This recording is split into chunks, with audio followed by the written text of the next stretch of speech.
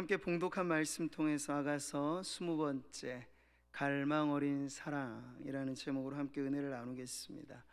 자, 우리 지난 시간 수요 예배 때 우리가 아가서 7장의 클라이막스에 해당되어지는 신랑의 와스프, 그러니까 그 신부의 아름다운 몸을 이렇게 높여 주었던, 최상의 것으로 빗대어서 자랑해 주었던 그 노래를 들었습니다.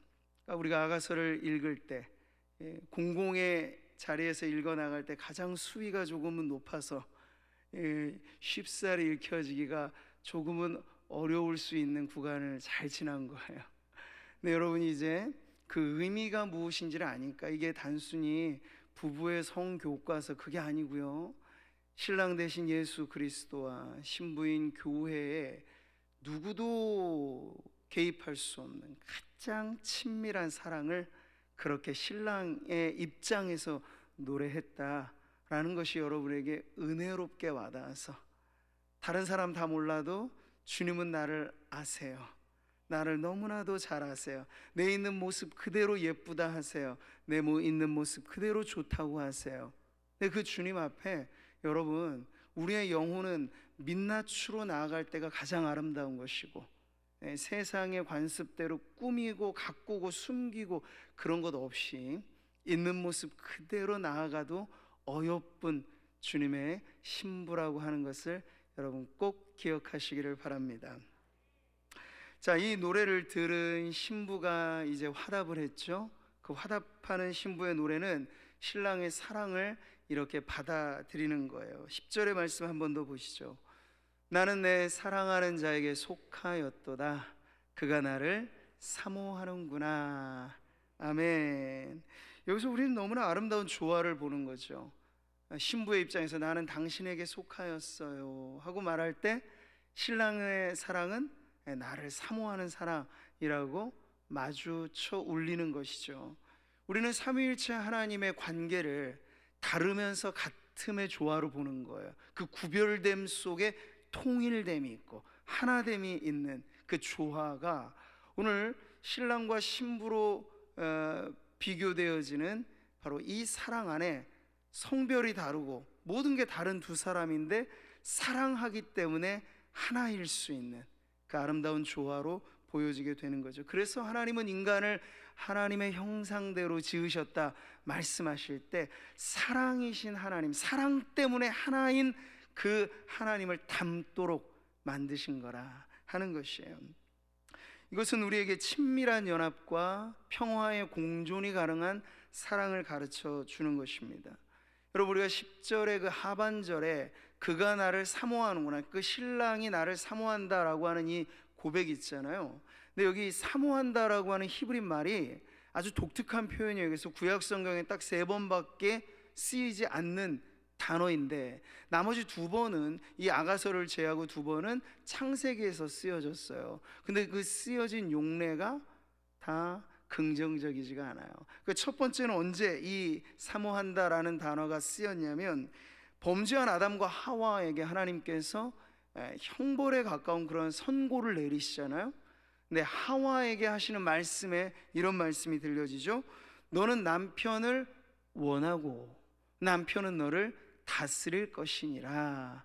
아멘. 자, 여기서 이 원하고 라는 단어가 바로 사모하는구나 라는 단어와 똑같은 단어예요. 근데 이 맥락에서 아내는 원하고 남편은 다스린다, 이게 그리 조화로운 평화로운 공존을 말해주진 않아요.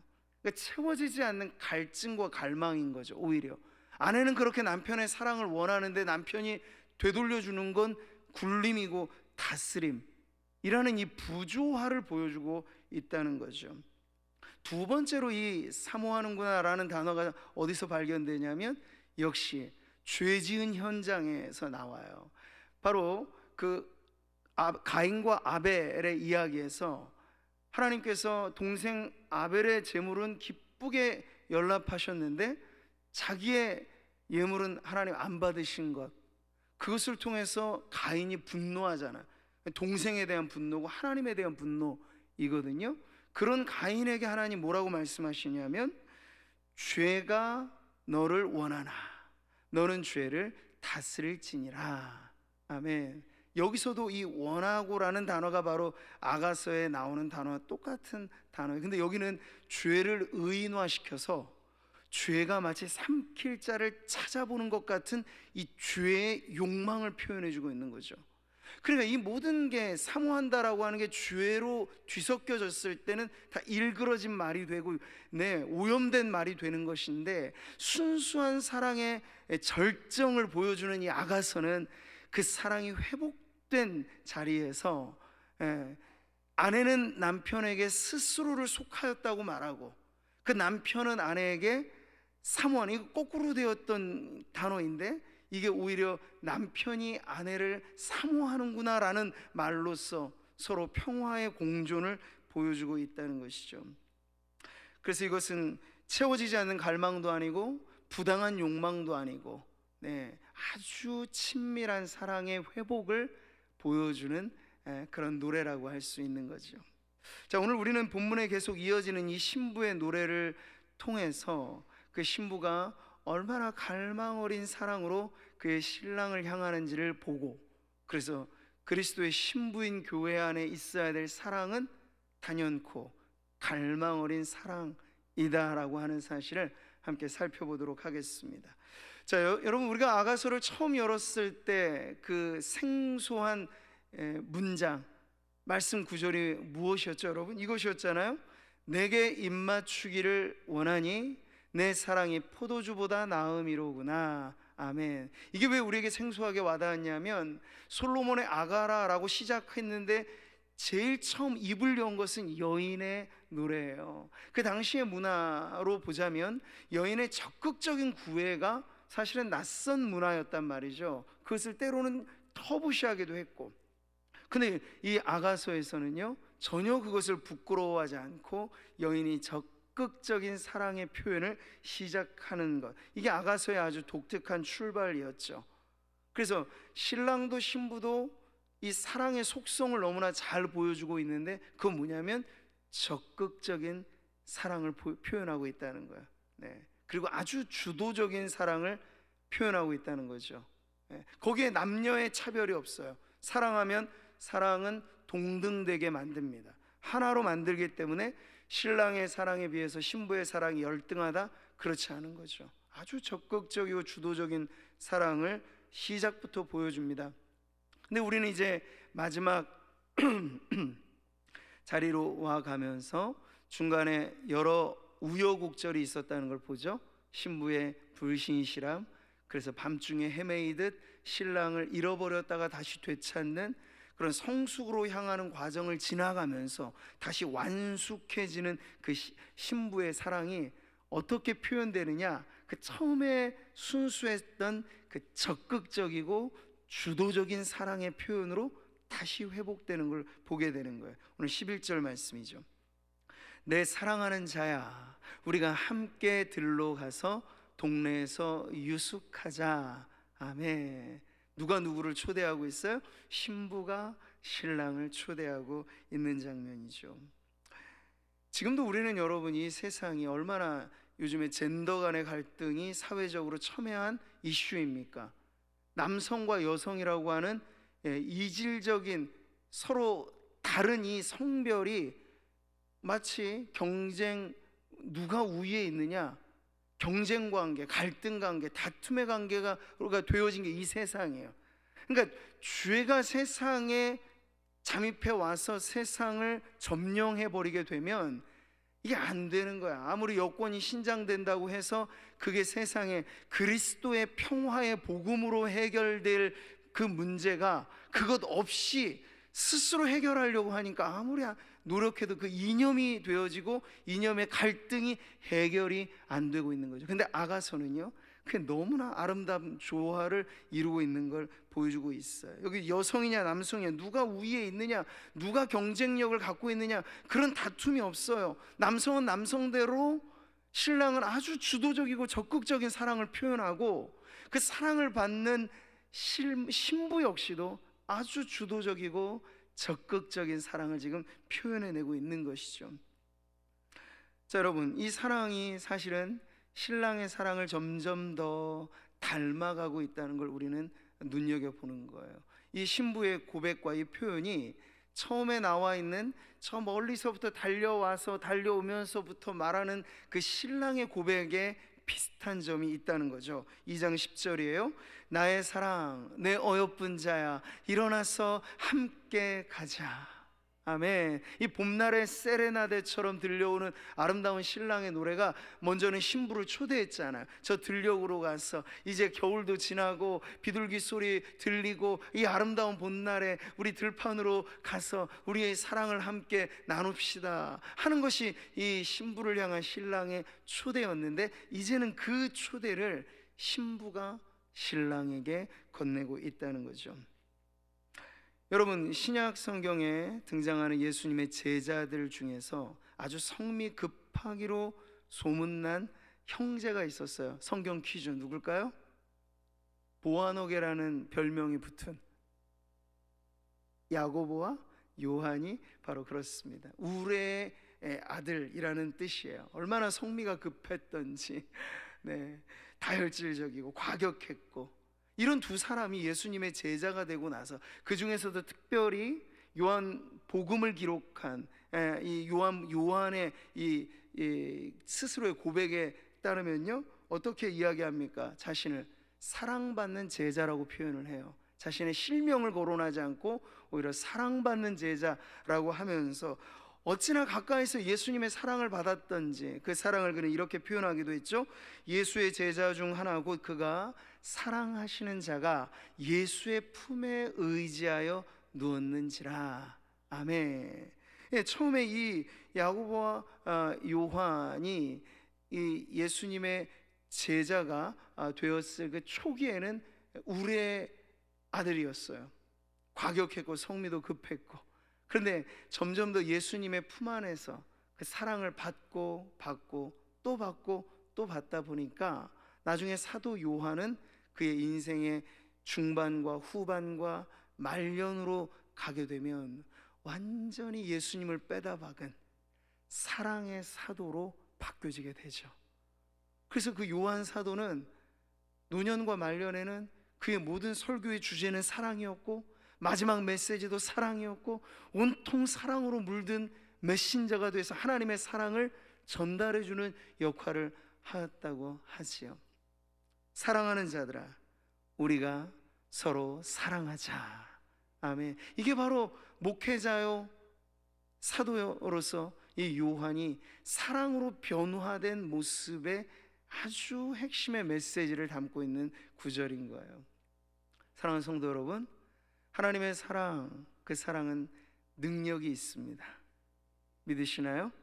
어떤 능력이냐? 변화시키는 능력이 있어요. 사랑받는 대상을 가만히 내버려 두지 않아요. 처음에는 우리도 보완하게 같고 성미 급하고 다혈질적이고 못 참아내고, 사랑은 오래 참고라고 시작했는데 오래 참지 못하는 게 우리 성미고, 그래도 여러분, 그 시작이 어떠하든지 우리가 주님의 가슴에서부터 그리스도의 심장에서 고동쳐 우리에게 전해지는 그 사랑을 받다 버릇하면요, 점점 우리도 신랑의 사랑에 닮아가게 될 줄 믿습니다. 그 사랑은 매우 적극적인 사랑, 그 신랑의 사랑이 적극적인 만큼 신부인 우리의 사랑도 적극적인 사랑으로 변화되게 되는 것이죠. 사랑하는 성도 여러분, 신앙생활을 하시려거든 오늘 이 아가서가 노래하는 것처럼 신부의 이 적극적인 사랑의 노래가 저는 우리 성도님들의 입가에 찬송이 되기를 바랍니다. 그냥 우물쭈물하지 마세요. 쭈뼛쭈뼛하지 마세요. 주님을 향한 내 사랑, 내가 제일 먼저 고백할 거야 라고 하는 열정과 열심으로, 다른 건 몰라도 내가 주님을 사랑하는 일에 있어서는 이 세상 제일 가는 사람이 되겠습니다. 돈 문제가 아니잖아요. 학력 문제도 아니잖아요. 권세도 상관없는 거잖아요. 여러분의 마음이 주님을 향하여 사랑에 불타오르기만 한다면 배움도 상관없고 백도 없어도 상관없어요. 성도라면 누구나 제일 가는 성도가 될 수 있습니다. 무엇에? 주님을 사랑하는 열정에. 그것이 바로 사랑으로 변화된 우리의 모습이기를 소망합니다. 자, 두 번째, 신랑과 같은 이 적극적인 사랑의 고백을 하면서 이 신랑을 초대하는 그 자리가 어디죠? 봄날의 동산 같고 많은 열매가 맺어지는 과수원, 그곳으로 지금 초대하고 있습니다. 근데 그곳에 초대하는 이유가 12절에 이렇게 나오죠. 거기에서 내가 내 사랑을 내게 주리라. 아멘. 뭘 주려고 초대하는 거예요? 사랑을 주려고. 사랑을 주려고. 신부는 온통 신랑을 위해서 자신의 정원을 가꾸고 있는 것 같고 자신의 과수원을 준비하고 있는 듯 보여지는 거예요. 신랑이 오기만 하면 내가 갖고 온 이 아름다운 만발한 꽃향기를 선물로 줄 거예요. 신랑이 오기만 하면 이 아름다운 열매들을 내가 다 줄 거예요. 다 줄 거예요. 네, 맞아요. 사랑은 주고 싶어 하는 마음이에요. 사랑은 나누고 싶은 마음이에요. 좋은 것 있으면 다 주고 싶은 게 사랑의 마음이라고 하는 것이죠. 여기 합한 채, 이건 사랑의 열매라고도 불려지는 열매인데 그걸 주고 싶어 하는 거예요. 새것 묵은 것 가릴 것 없이 모든 귀한 열매들을 다 주고 싶어 하는 거예요. 여기 이 마음이 여러분 느껴지십니까? 사랑을 주고 싶어 하는 그 마음. 13절에도 이렇게 표현하죠. 이 모든 것은 내가 내 사랑하는 자 너를 위하여 쌓아둔 것이로다. 아멘. 여기서 우리는 사랑의 본디 속성이 무엇인지를 보는 거죠. 주는 겁니다. 사랑은 뭐라고요? 주는 거예요. 주는 거예요. 우리는 하나님의 사랑을 아가페 사랑이라고 말하죠. 누구도 이의를 제기하지 않을 거예요. 그 사랑은 주는 사랑이라고 하는 걸. 근데 여러분, 죄로 변질되지만 않으면 인간의 사랑도 속성은 주는 거예요. 부모의 사랑, 이 그리스어로 스토르게라고 말하는 이 부모의 사랑도 속성이 뭔가요? 주는 거잖아. 엄마 뱃속에서 키울 때부터 이 아이가 내게 준 게 뭐예요? 뭐 물질적인 가치가 뭐 있습니까? 태어나서 아이를 키운다는 건 순전히 부모가 주는 거잖아요. 주는 거죠. 여러분, 필리아라고 말하는 우정, 좋은 친구 만나면 여러분 뭐 나누고 싶어요? 그 친구에게 나누고 싶죠. 주고 싶죠. 네, 우정도 역시 주는 사랑이에요. 연인 간의 사랑은 말할 것도 없죠. 순수한 에로스는 주고 싶어 합니다. 아낌없이 주고 싶어 합니다. 그러니까 이 사랑이 어떤 종류의 것이든지 변질되지 않고 병들지 않으면 소유하려 하지 않고 나누려고 하는 게 사랑의 본디 속성이라는 거예요. 근데 여러분, 이 세상에 흔하디 흔한 게 사랑의 노래인데 왜 이렇게 세상이 행복하지 않고 불행할까요? 그 많은 사랑의 노래들이 아가의 노래를 담기보다는 죄된 사랑의 노래를 많이 닮은 거예요. 오염되고 일그러지고 병들어서. 그러면 여러분 어떻게 되죠? 소유하려고 합니다. 애착이 너무 심해서 집착이 됩니다. 그래서 부모가 자식에게 주고자 하는 사랑은 순수한 주는 사랑이면 좋은데 자식을 마치 내 소유물로 여기려고 한다. 그건 병들고 변질된 사랑이 되는 거예요. 우정의 관계도 마찬가지예요. 속박하려 한다면, 자유를 주어야 되는데 속박하려 한다면, 연인 간의 사랑도 왜 지금 데이트 폭력이니 뭐니 이 불행한 이야기거리가 끊이지 않는 것입니까? 내 것 삼으려고 하고 억압하려고 하는 이 모든 세상의 사랑이 아가페 사랑의 영향으로 본디 주는 사랑의 순수함을 회복하지 않으면 억압과 집착과 소유욕으로 변질되게 된다는 걸 우리는 알 수 있어요. 자, 이렇게 병든 세상의 사랑을 그래서 고쳐주기 위하여 하나님의 사랑이 우리에게 나타난 바 되어진 줄 믿습니다. 하나님이 세상을 이처럼 사랑하사, 사랑하시기 때문에 어떻게 하셨죠? 독생자를 주셨으니. 다 줄 거야. 정말 주님은 그렇게 주신 거예요. 독생자를 우리에게 주셨으니 무엇을 아끼겠느냐. 이게 성경의 논리잖아요. 여러분의 믿음이 그 성경의 논리를 붙잡으시기를 바랍니다. 거꾸로 헤매이지 마세요. 주님은 이미 줄 것 다 준 상태에서 오라고 우리를 초대하셨는데, 우리가 이 얕은 물가에서 하나님 나를 정말 사랑하시냐 안 사랑하시냐의 그 의심의 정도를 돈 가지고, 건강 가지고, 관계 가지고, 성공 가지고 논할 필요가 없는 것들이에요. 사실 다 주신 건데, 독생자를 주셨으니 무엇을 아끼겠느냐. 아끼실 게 없어요. 우리가 그 독생자 주신, 다 주신 사랑을 믿음으로 출발하면 불화가 찬양대 찬양처럼 기쁠 때나 슬플 때나 우리는 주님의 그 사랑으로 인하여 호강에 겨워서 어깨춤 들썩이며 어떠한 형편에든지 하나님 감사하는 그런 믿음의 삶 살아가게 될 줄 확신합니다. 하나님의 사랑받아 그 풍성한 사랑을 누리는 성도라면 닮아가십시오. 하나님의 주는 사랑을 닮아가시기를 바랍니다. 가족 관계에서, 교우 관계에서, 더 넓히자면 교회가 세상을 향해서도 조건 없이 주는 거, 이게 얼마나 감사한 일인지 몰라요. 제가 참 이 근래에 들어 감사했던 것은요, 제가 미주 일정 다녀오면서 언더우드 선교사님 파송했던 교회가 무너질 지경인 거, 여러분 그 건물에서 제가 찍은 영상 기억나시죠?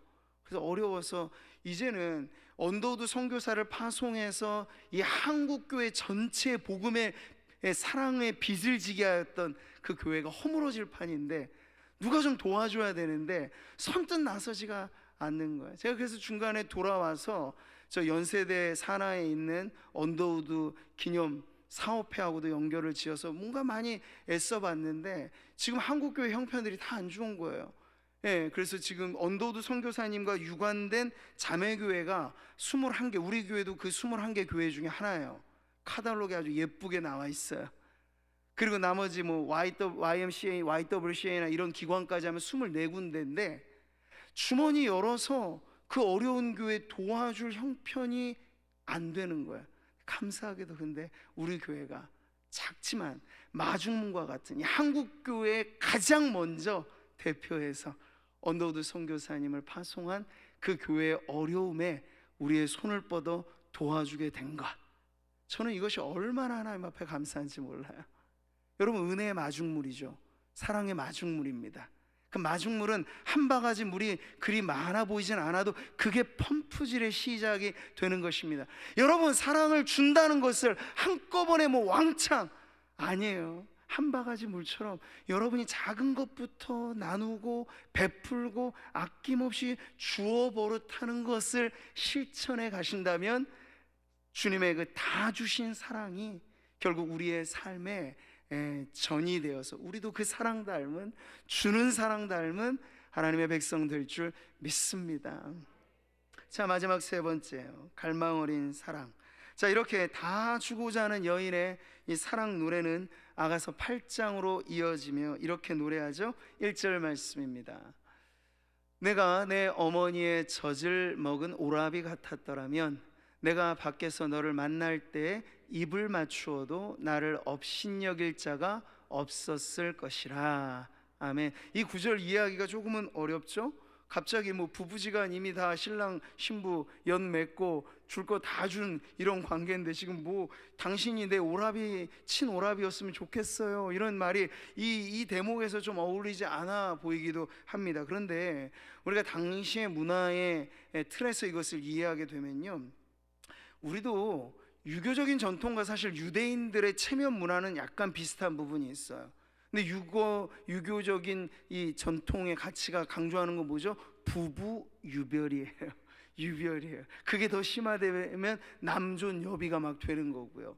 그렇기 때문에 부부간의 관계가 아무리 서로 간에는 애틋하고 아주 친밀하다 하더라도 그게 공개적으로 막 뭐 우리 부부는 이렇게 아주 사이가 좋아요라고 말할 만한 그런 문화권이 아니었던 거예요. 그래서 지금 여기 당신이 내 신랑이면서 동시에 내 오라비 같았으면 좋겠어요 라고 하는 이 바람은 그 둘만의 친밀하고 은밀한 사귐의 공간에서만이 아니라 여기서 말하는 것처럼 공개적인 자리에서 내 애정을 표현하고 그 당시의 문화와 좀 거슬러 보이게끔 친밀하게 내 사랑을 고백해도 누가 나에게 뭐라 하지 않았으면 하는 그런 마음을 지금 표현하고 있는 거예요. 결국 사적인 공간만이 아니라 공적인 자리에서도 우리의 사랑 언제 어디서나 무엇에든지 방해받지 않고 사랑을 나누고 싶다 하는 그 갈망이 여기 포함되어져 있는 것이죠.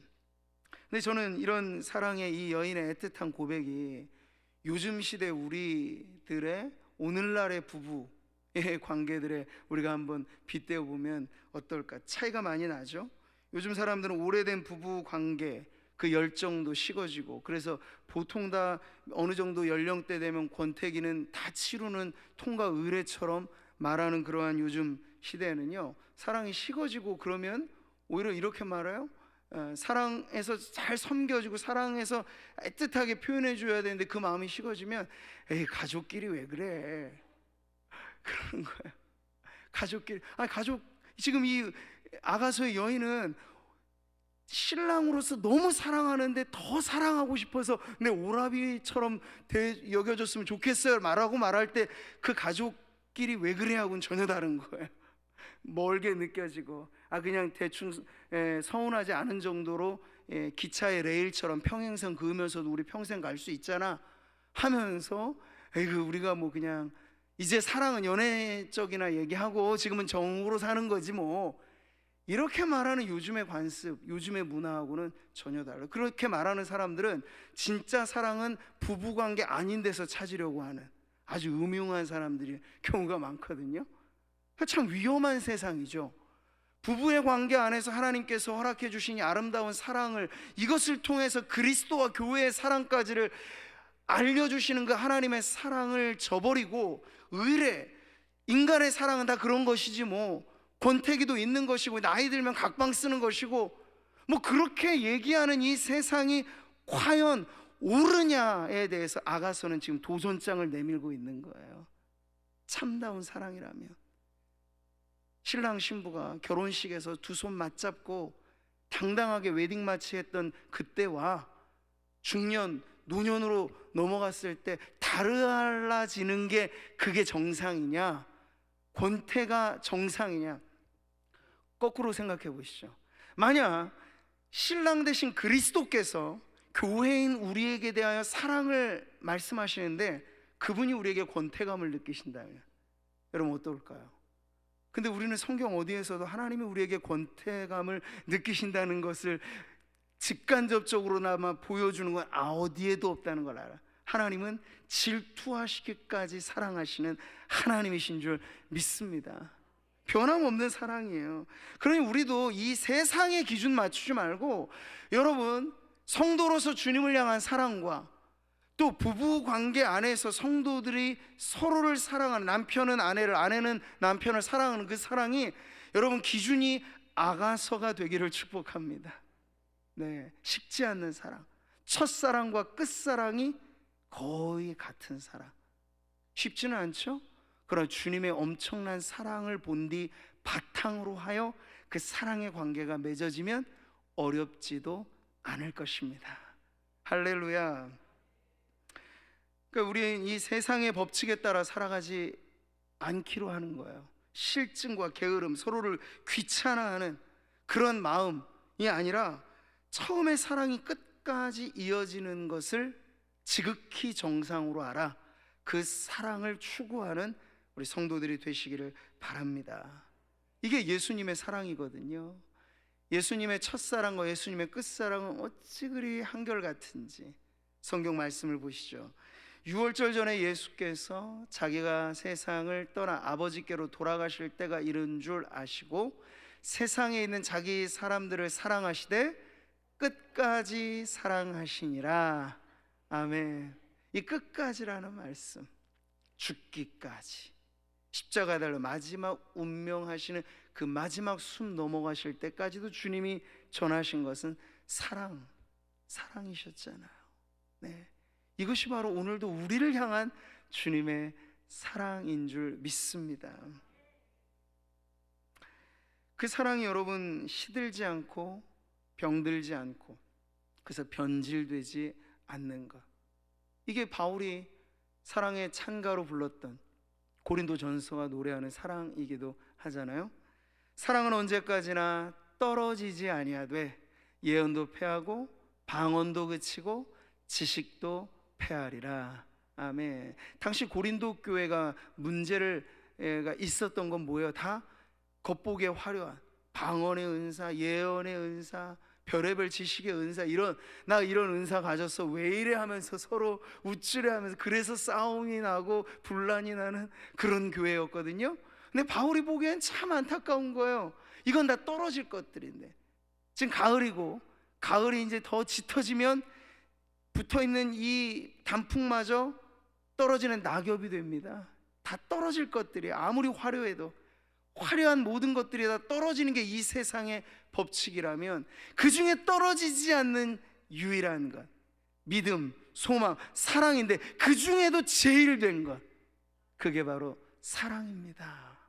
그럼 여러분, 성경은 분명 하나님이 우리를 향한 사랑, 떨어지지 않는 사랑, 변하지 않는 사랑, 첫사랑, 끝사랑이 똑같은 사랑, 그 사랑 우리가 받았으니 우리도 주님을 사랑하되 어떻게 사랑하기를 바라실까요? 변하지 않는 사랑으로 첫사랑이 끝사랑 되는 성도들 되시기를 축복합니다. 여러분의 신앙생활 중에, 혹은 어떤 분들은 신앙생활 처음 할 때 뜨겁게 회심하고 예수님 내가 주를 처음 만날 때 이런 시절에야 뜨거운 사랑이지, 그 신앙생활 하다 보면 그게 마음대로 되겠어 하면서, 마치 하나님은 우리를 전혀 권태롭게 대하지 않으시는데 우리가 주님을 권태롭게 대하는 게 정상이냐, 그렇게 여러분 정당화, 합리화시키려고 하는 분들이 계시다면 그건 매우 잘못된 거예요. 성경이 우리에게 주신 사랑도 변하지 않는 사랑인 것처럼, 우리가 주님께 드리기를 바라는 사랑도 변하지 않는 사랑이어야 하겠습니다. 나의 힘이신 여호와여, 내가 주를 사랑하나이다. 다윗이 참 신앙의 본이 되는 인물이라고 하는 것은 목동 시절이나 왕의 시절이나 사랑하는 그 지고지순한 하나님에 대한 열정의 사랑이 변하지를 않는 거예요. 오늘 새벽에도 우리가 새벽에 묵상하는 말씀에서 보면 뭡니까? 언약궤가 이 성전으로 들어올 때 보니까 덩실덩실 춤을 추며 어린애처럼 즐거워하기를 마냥 즐거워하는 다윗 왕을 보잖아요. 변하지 않는 거죠. 주님을 향한 그 사랑의 열정이 말이에요. 저는 오늘 예배하는 우리 성도님들 안에 아련하게 기억하는 옛사랑의 추억을 꺼내서 사진첩에서 꺼내서 그거 음미하는 성도가 아니라, 지금이, 오늘이 가장 뜨거운 사랑, 나 주님을 향한 가장 열렬한 사랑, 그리고 내일 내가 산다면 그날 난 더 좋은 사랑으로 주님을 사랑할 거야 라고 결단하는 우리 성도님들 되시기를 축복합니다. 그게 병들지 않고 쇠하지 않고 건강한 신앙생활을 하는 비결이에요. 다른 게 아니고 비법이 따로 있지 않아요. 여러분의 사랑이 쇠하지 않으면 최고의 신앙이 될 것입니다. 왜요? 사랑하기 때문에 다 주고 싶거든요. 주님께 주고 또 줬는데 사랑이 더 깊어지고 넓어지고 뜨거워지면 더 드릴 게 우리 안에 남아있다라는 걸 알게 되는 거예요.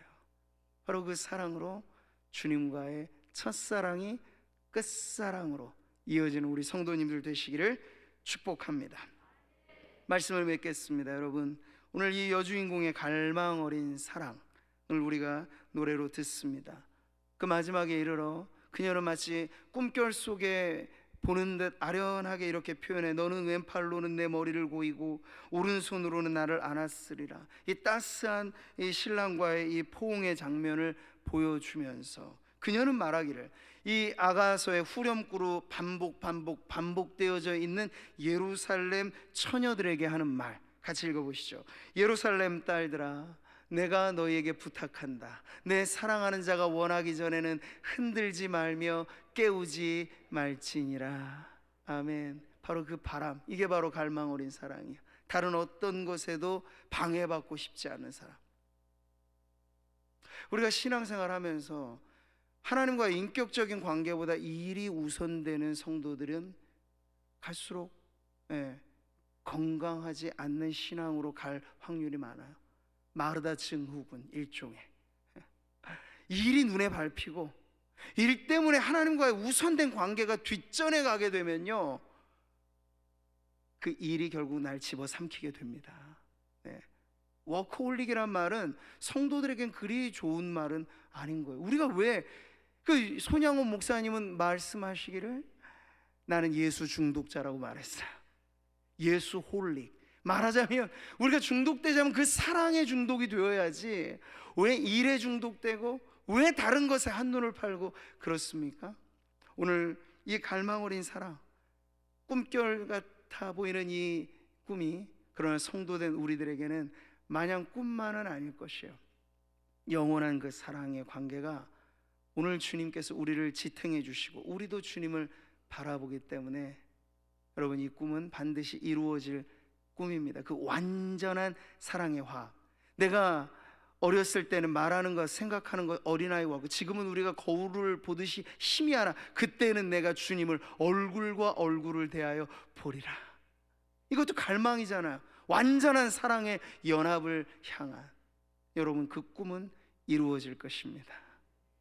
나의 놀라운 꿈, 정령남이 끼는 장차 큰 은혜 받을 표니, 나의 놀라운 꿈 정령 이루어져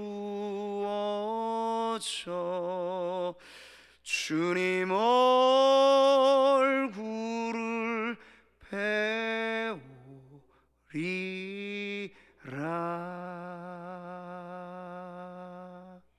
아멘.